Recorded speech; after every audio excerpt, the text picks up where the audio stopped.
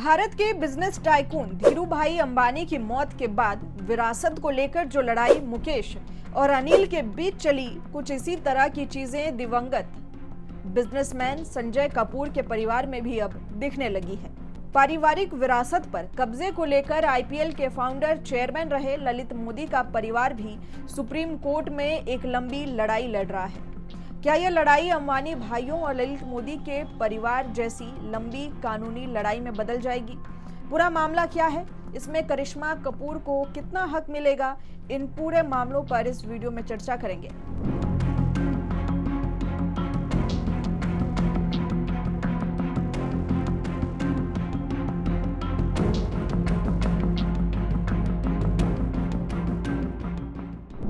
नमस्कार, आप देख रहे हैं यंग भारत न्यूज और मैं हूं आपके साथ ज्योति यादव।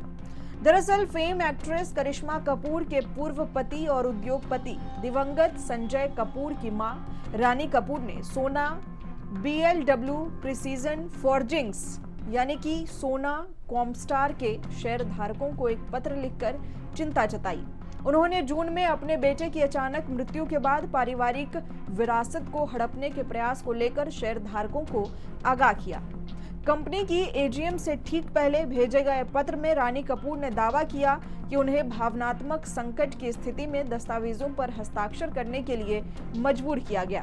उनको खातों की जानकारी के साथ ही ग्रुप से जुड़े फैसलों से जानबूझकर बाहर रखा गया। हालांकि वो अपने पति की वसीयत की एकमात्र लाभार्थी हैं और उनके अनुसार कंपनी की एक बड़ी शेयर धारक भी।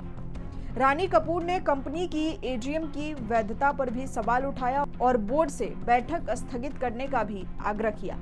उन्होंने लिखा कि ये अनिवार्य है कि मेरी सहमति के बिना कोई भी ऐसा निर्णय न लिया जाए जो सोना कॉमस्टार में सोना ग्रुप और परिवार की भूमिका, जिम्मेदारी और भागीदारी को थोड़ा भी प्रभावित कर सके। रानी कपूर का पत्र किसी खास कानूनी रणनीति का खुलासा नहीं करता, लेकिन वो इशारा करती है कि मामला आगे बढ़ सकता है।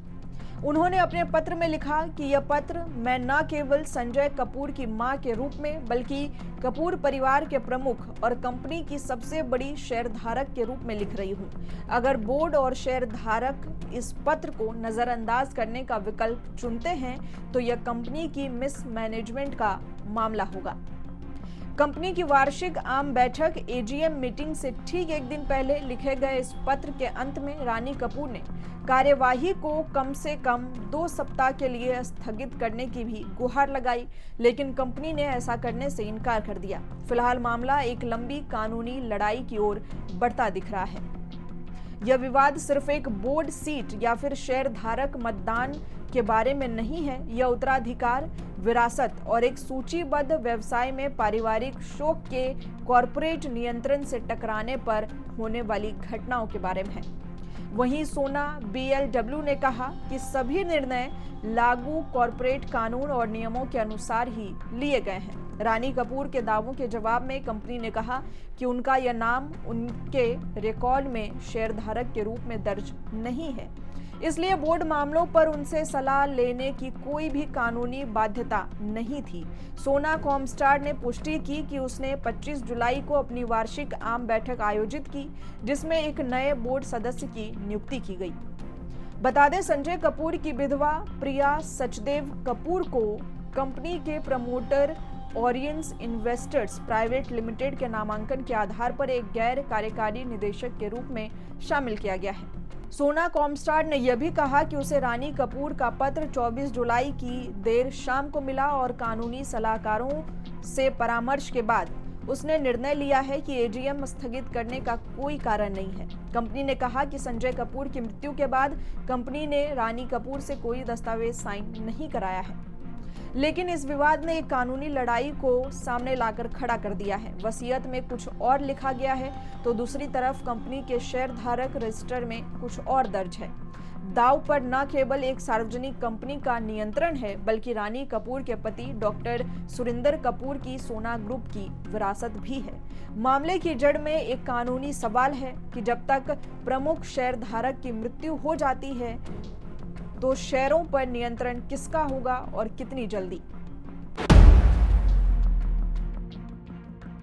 दरअसल कारोबारी संजय कपूर की मृत्यु के बाद उनकी 30,000 करोड़ की संपत्ति को लेकर पारिवारिक युद्ध छिड़ चुका है। एक तरफ मां रानी कपूर है जो खुद को अपने बेटे की विरासत से दूर किए जाने का आरोप लगा रही हैं, जबकि दूसरी तरफ संजय कपूर की पत्नी प्रिया कपूर हैं जो कानूनी प्रक्रिया और सेबी के नियमों का हवाला दे रही हैं। मामला अब सिर्फ पारिवारिक नहीं रह गया है, ये कॉर्पोरेट गवर्नेंस और कानूनी पारदर्शिता का भी प्रशिक्षण बन गया है। आने वाले समय में ये देखना दिलचस्प होगा कि ये विवाद किस मोड़ पर जाकर सुलझता है। आपको बता दें कि 12 जून को इंग्लैंड में पोलो खेलते समय अचानक संजय कपूर का निधन हो गया, लेकिन इस घटना ने कुछ ही दिन बाद सोना कॉमस्टार कंपनी में हिस्सेदारी और वित्तीय अधिकारों को लेकर विवाद खुलकर सामने आ गया। ये जानना भी बेहद दिलचस्प है कि संजय कपूर का मार्केट कैप 29,000 करोड़ रुपए का है। संजय के निधन के बाद कंपनी के शेयरों में 8.11% की गिरावट आई है। कंपनी की ईवी और हाइब्रिड गाड़ियों के ऑटोमेटिव कंपोनेंट्स में विशेषज्ञता है। यह टेस्ला, जैगुआर, लैंड रोवर को स्पेयर पार्ट सप्लाई करती है। संजय ने कंपनी का विस्तार अमेरिका, चीन, साइबेरिया, मैक्सिको तक किया। फोर्ब्स के अनुसार संजय की नेटवर्थ 10,300 करोड़ रुपए है। उनकी संपत्ति में बड़ा हिस्सा सोना कॉमस्टार के शेयर, ओरियंस इन्वेस्टमेंट्स यानी कि कपूर परिवार की निवेश फर्म है। इसके अलावा मुंबई, दुबई और लंदन में बंगले, 25 करोड़ रुपए की हाई एंड कारें भी हैं। रानी कपूर का दावा है कि संजय के पिता सुरेंद्र कपूर की वसीयत के अनुसार वह ग्रुप की सबसे बड़ी लाभार्थी और बहुसंख्यक शेयरधारक है। उन्होंने ये भी दावा किया कि समूह में परिवार के हितों का ध्यान रखने वाली एकमात्र वही है। हालांकि संजय कपूर की वसीयत अभी सामने नहीं आई है। अब सवाल उठता है कि करिश्मा कपूर को इन पूरी संपत्ति में से कितना हिस्सा मिलेगा। करिश्मा कपूर और संजय कपूर की शादी साल 2003 में हुई थी, लेकिन 2016 में उनका तलाक हो गया।